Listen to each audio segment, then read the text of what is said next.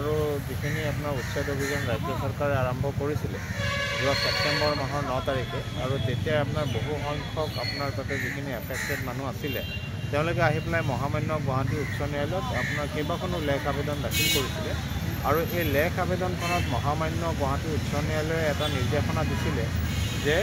আবেদনকাৰীসকলক তেওঁলোকৰ যিমানখিনি land record and land documents তেওঁলোকৰ হাতত আছিলে এই ল্যান্ড ৰেকৰ্ড আৰু ল্যান্ড ডকুমেণ্টখিনি কনচাৰ্ণ ডেপুটি কমিশ্যনাৰ মানে কামৰূপ মেট্ৰ' ডিষ্ট্ৰিক্ট কালেক্টৰৰ তাত জমা দিব দিছিলে আৰু ডিষ্ট্ৰিক্ট কালেক্টৰে এই গোটেই তথ্যসমূহ চালি জাৰি চাই হিয়াৰিং লৈ প্ৰত্যেকজন মানুহৰ এগেইনষ্টে এখন স্পিকিং অৰ্ডাৰ পাছ কৰিব কৈছিলে যে তেওঁলোকে তাতে থাকিব পাৰিব নে নোৱাৰে আৰু যদি নোৱাৰে তেতিয়াহ'লে তেওঁলোকক আপোনাৰ এটা উপযুক্ত সময় দিব লাগিব যে আইনী সাহায্য ল'ব কাৰণে কিন্তু আশ্চৰ্যজনকভাৱে যোৱা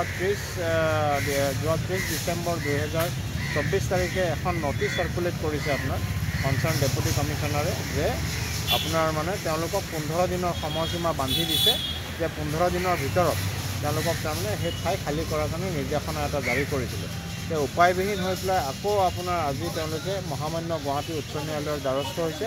আৰু লেখ আবেদন এখন দাখিল কৰিছে যে এই যিখন নটিচ যোৱা 30/12/2024 তাৰিখে ইছ্যু কৰিছে কনচাৰ্ণ সাৰ্কুল অফিচাৰ আপোনাৰ সোণাপুৰ ৰেভিনিউ সাৰ্কুলে এই নটিচখন সম্পূৰ্ণৰূপে আইনৰ পৰিপন্থী হয় আৰু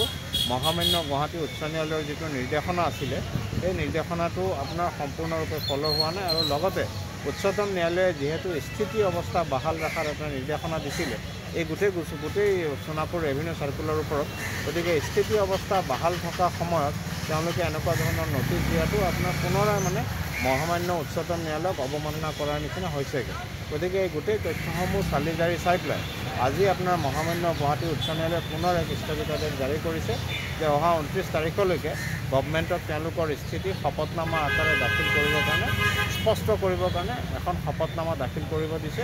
আৰু ডেপুটি কমিশ্যনাৰ যিজন আছে তেখেতে আগৰ অৰ্ডাৰ অনুযায়ী কি অৰ্ডাৰ ইছ্যু কৰিলে সেই অৰ্ডাৰটো আপোনাৰ মহামান্য গুৱাহাটী উচ্চ ন্যায়ালয়ত প্লেচ কৰিবৰ কাৰণে নিৰ্দেশনা দিছে